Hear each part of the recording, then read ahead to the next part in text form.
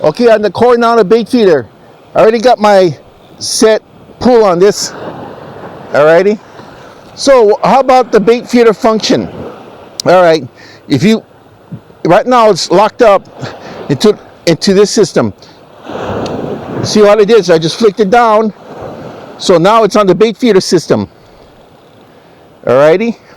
So you have a knob here. See? You make this as tight or as loose as you want.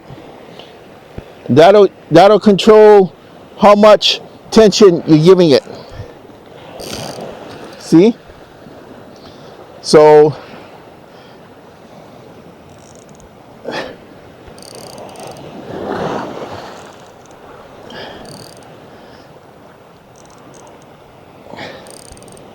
I'm going to give it fairly tight down here, which means they're just, oh, that's a little too tight. I'll loosen up just a hair bit more. Perfect. All right, that's what we're going to want. So we're going to tighten this up again. Notice how it switched back again when I cranked it in.